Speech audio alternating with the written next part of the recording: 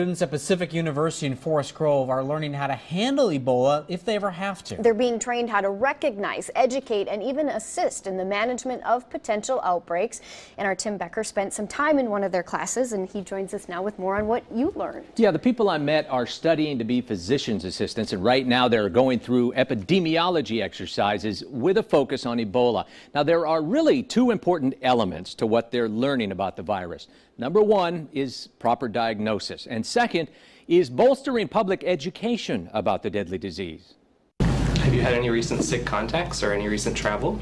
Yeah, I was in Western Africa. The patient here is not real. A little sore throat, a little bit of a cough. Neither are his symptoms. But what these students are learning about You're hedging around it. What are you thinking about? Ebola. Okay. is real. Ebola sounds really scary, but it's really not. And I think that with the proper education, it's nothing to be scared of. Is America overreacting to Ebola? Absolutely. Absolutely.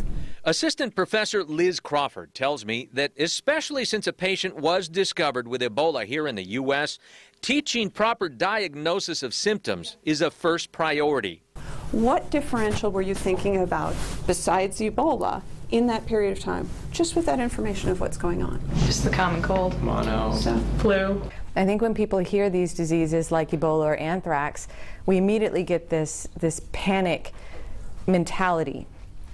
Then it just starts building upon itself. This is a virus that's transmitted through bodily fluids. There isn't a need to panic about it. Crawford says handling the hysteria is as big a lesson as any when teaching students how to manage a potential outbreak of Ebola.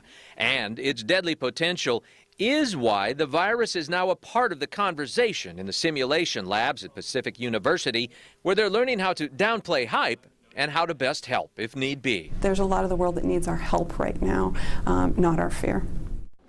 And they tell me Ebola is more scary in theory, and the reality of dealing with it needs to be put into perspective. It's a known quantity as far as viruses go, and though deadly, is easy to handle and keep a control around it. Now, it did get out of control in West Africa because of the lack of a coordinated healthcare system there. Jen? Good